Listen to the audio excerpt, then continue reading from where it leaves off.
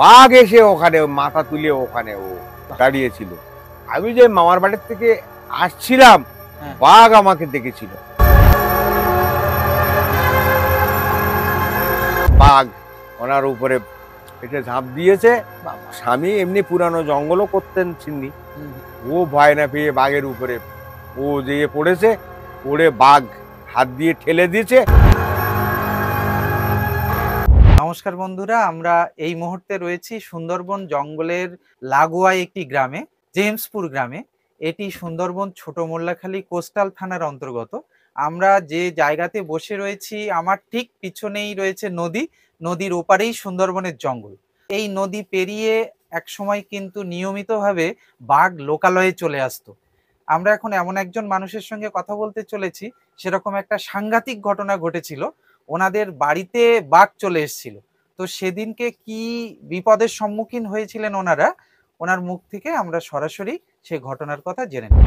প্রথমে জেনে নেব আপনার নাম। আমার নাম গিরিধরনাথ মৃধা।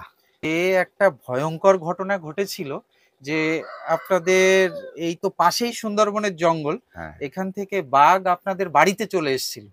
তো সেদিনকে কি ঘটনা ঘটেছিল যদি একটু শুরু থেকে বলেন। সন্ধ্যা রাত্রে ওই রকম 8টা থেকে 9টার মধ্যে, সন্ধ্যা রাত্রে আমি পাশের বাড়িতে ছিলাম, সেখান থেকে মানে মামার বাড়িতে ছিলাম, মামার বাড়িতে সেখানে ছিলাম। সেখানে মামার বাড়িতে দুটো ভাত খেয়েছি রাত্রে, খেয়ে বাড়ি এসছি। বাড়ি এসে বললাম যে আমি ওদের বাড়িতে খেয়ে এসছি, তোমরা খেয়ে নাও। এইবারে তারা খেতে গেছে আর আমি অলরেডি এসেছি। আমি সোজা ঘরের মধ্যে ঢুকে গেছিলাম। ঘরে আমার বেডিং পাতা ছিল, সেখানে আমি শুয়ে পড়েছি। আমি আর কিন্তু বেরোইনি। এইবারে কিছুক্ষণ বাদে আমার মা আমাকে বলছে যে গ্রেন টর্চ লাইটটা দাও। তা আমি বলছি, মা আমি শুয়ে পড়েছি, তুমি টয়লেটটা নিয়ে যাও আমার পাশ থেকে। মা টয়লেট নিল না। না নিলে আমি তখন অনুভব করেছি যে মা বোধহয়, মার হাতে টয়লেট দিলাম না, মা বোধহয় রাগ করেছে। তারপরে মাকে আমি আবার উল্টে বলছি, মা টয়লেট চাইলে তা নিলে না। তো বলছে না, আমাদের খটিকারের ধারে কে একটা যেন পায়খানা করছিল, তা সে নেই, চলে গেছে, ও টয়লেট লাগবে না। তারপর ঠিক আছে। এখন মা অলরেডি আমার ঘরের বারান্দাতে, মা আমার একটা বাচ্চা মেয়ে নিয়ে বারান্দাতে থাকে রাত্রিরে, গরমের দিন। মায়ের খাওয়া দাওয়া হয়ে গেছে? হ্যাঁ, খাওয়া দাওয়া সবার হয়ে গেছে, যে যার ঘরে গেছে। এইবারে কুকুর ডাকা শুরু হলো হঠাৎ। আমার নিজের পোষা কুকুর ডাকছে, তা বিশাল, সে শুধু ডেকেই যাচ্ছে ডেকেই যাচ্ছে। তা ডাকতে ডাকতে ডাকতে ডাকতে রাত্রে তখন 12টা হয়ে গেছে। আমি কিন্তু অলরেডি ঘরের মধ্যেই আছি। কুকুর কিন্তু ডেকেই যাচ্ছে। কুকুর ডাকছে কোথায়? আগে বাগারে ডাকছিল, তারপর ডাকতে ডাকতে মার মাথার ধারে দাঁড়িয়ে বারান্দায় উঠে ওই কুকুর ডাকছে। এইবারে বারান্দায় কি রেলিং দেওয়া আছে না? না, ফাঁকা ফাঁকা, তখনকার দিনে ফাঁকা। আচ্ছা আচ্ছা, এবারে কুকুর ডাকছে। তা আমি এবারে হ্যাঁ, কুকুরের ডাকে একটু ঘুমাতে পারছি না। তখনকার দিনে তার আমাদের সুন্দরবন তার ফ্যান লাইট কিছু হয়নি, এমনি হাতে টানা পাখা, এই হচ্ছে গরমের দিনে আমাদের ছিল সম্পদ। তা উঠেছি, বাইরে বেরোইছি। বাইরে বেরোনে আমি ঘর থেকে বারান্দায় নেমেছি, কুকুর মার মাথার ধারতে লাফিয়ে পড়ে ও ওই নদীর পাশের দিকে ছুটে চলে গেল। আমার দাঁড়িয়ে থাকতে থাকতে আবার মাথার এসে উঠলো। আচ্ছা আচ্ছা। তখন আমি বলি, ওমা কি গো, কুকুরের তো কুকুর এরকম করছে কেন? তা বলছে, জানো সন্ধ্যেবেলাটা ওই বলছিলাম না কি একটা এসছিল, তা কুকুরটা খুব ভয় পেয়েছে, তা তুমি কুকুরটাকে কিছু বলো না। না মা, আমি এমনি কিছু বলছি না, কিন্তু কুকুর তোমার ধারে এসে উঠলো আবার। তা আমিও মনের একটু ডাউট খেয়ে আমি সোজা ঘরে দিয়ে ঢুকলাম। সকাল হয়েছে। সকাল হলে বেরিয়ে দেখি, সেদিনকে সন্ধ্যেবেলা একছড়া বৃষ্টি হয়েছিল। এবারে মাটি ভিজেছিল। এবার দেখি যে ওই যে সন্ধ্যেবেলা মা তখন বলছিল যে আমার খটিকারের ধারে কে এসে পায়খানা করছিল, কিন্তু ওইটা বাঘ এসে ওখানে মাথা তুলে ওখানে ও দাঁড়িয়েছিল। আমি যে মামার বাড়ির থেকে আসছিলাম, বাঘ আমাকে দেখেছিল, কিন্তু আমি তো সেটা জানি না। আমি যে উঠে ওই ঘরের মধ্যে ঢুকেছিলাম, ও তো আর আমি তার বাইরে বেরিয়েনি, হ্যাঁ বাঘ কিন্তু ওই মাথা উঁচু করে আমাকে দেখছিল যে আমি কোন দিকে গেছি।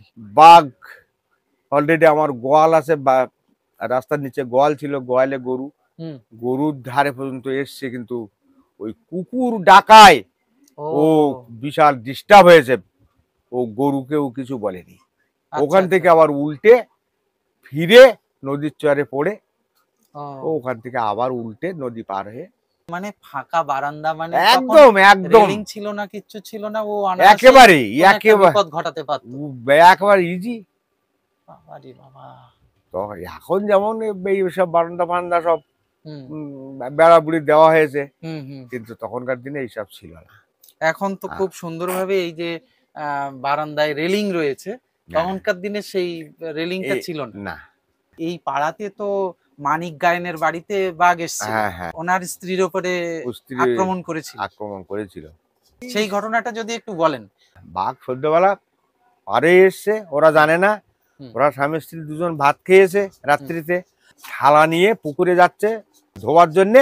ওনার স্ত্রী পুকুরে ওরা যাচ্ছেন। হ্যাঁ, এইবারে বাঘ ওনার উপরে এসে ঝাঁপ দিয়েছে। বাবা! স্বামী এমনি পুরানো জঙ্গলও করতেন চিনি, হুম, হুম। ও ভয় না পেয়ে বাঘের উপরে ও যেয়ে পড়েছে, পড়ে বাঘ হাত দিয়ে ঠেলে দিয়েছে। বাবা! সেই ভগবান কর্তৃক এগুলো, মানে ও যদি কিছু মনে করতো তাহলে দুজনকেই ও মেরে দিতে পারতো, হ্যাঁ, কিন্তু বাঘ কিছু বলেনি, ওতেই বাঘ সরে গেল। হ্যাঁ। কিছু ইনজিওর হয়েছিল, হুম। ডাক্তার দেখিয়ে বেঁচে গিয়েছিল। মানে ভয়ঙ্কর একটা হ্যাঁ হ্যাঁ চোট হয়েছিল, কামড় হ্যাঁ দিয়েছিল হ্যাঁ মাথাতে। হ্যাঁ হ্যাঁ, তিনি এখন বর্তমান মারাই গেছেন, হুম, হুম। তবে আক্রমণের পরে অনেক বছর বেঁচে হ্যাঁ ছিলেন। অনেক বছর বেঁচে। তখন তো ওই জঙ্গলের ধার বরাবর ওই নাইলনের বেড়াটাও ছিল না। বেড়াটাও ছিল না। আচ্ছা, আচ্ছা। এই বেড়ার বিষয়টা যদি একটু বলেন, ওই ১ম এ তো নাইলনের বেড়া ছিল না। প্রথমে ১ম এ ওই ছিল ছিটে কোড়ার একটা বেড়া, কাঠের কাঠের বেড়া ছিল। হ্যাঁ, ছিটে কোড়া দিয়ে হুম, কাঠের ঘেরা হুম। ছিল। কিন্তু ও তো তো মনে হয় কিছুদিন পরে পচে যেত বা হ্যাঁ দুর্বল হয়ে যেত, হ্যাঁ, তার ভেঙে জন্যে যেত। ফরেস্ট চিন্তা করে নাইলনের এই জাল তৈরি করা শুরু করলো। হুম, তারপরে এখন চারিধারে ঘিরেছে, হুম, হুম। কিন্তু জাল দিয়ে যে বাঘ রক্ষা হয় হ্যাঁ, সেও হয় না, আবার হ্যাঁ। ওই জাল দিয়ে বাঘ রক্ষা হয়েছে। মানে ও বাঘের কাছে ওইটুকানি ও জাল তো কোনো ও ব্যাপার না। ও ওর যদি কাছে চায় তাহলে কিচ্ছু না, একদম থাবা দিয়ে পুরো ওটা সরিয়ে ছিঁড়ে চলে কিচ্ছু আসতে না, পারে। ও একবার সূচকদেরও ওর কাছে কিছু না, কিন্তু তবুও দেখে তবু একটু ভয় পায়। হ্যাঁ, তবু ওই জাল দিয়ে হ্যাঁ, সংরক্ষণ হয়েছে আচ্ছা, মোটামুটি। আচ্ছা, আচ্ছা। জঙ্গলে যারা যাতায়াত করেন যে খাল দিয়ে, হ্যাঁ, সেই খালের জাল তো মাঝে মধ্যে জাল, হ্যাঁ জাল, নামিয়ে জঙ্গলে ঢুকতে হয়। হ্যাঁ ঢোকে, আবার ওই উঁচু করে ঢোকে, আবার আবার নামিয়ে দেয়। অনেক অনেক সবাই তো সমান না, অনেক আবার ওই দা দিয়ে জাল কেটে দিয়ে চলে যায়। বাবা! এটা তো খুব বাজে। হ্যাঁ, মানে এইটা খুব সেই বাজে। সেই জায়গা থেকে বাঘ তো তাহলে লোকালয়ে চলে হ্যাঁ আসতে পারে। হ্যাঁ হ্যাঁ, খুব বাজে।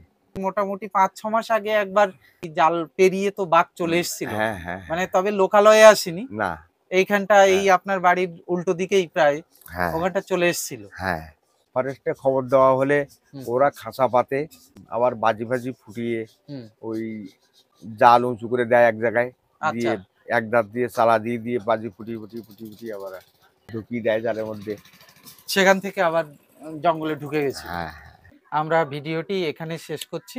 ভিডিওটিতে অবশ্যই লাইক করবেন, কমেন্ট করবেন আর চ্যানেলটি সাবস্ক্রাইব করে পাশে থাকবেন। এখনকার মতো বিদায় নিচ্ছি। সবাই ভালো থাকবেন, সুস্থ থাকবেন।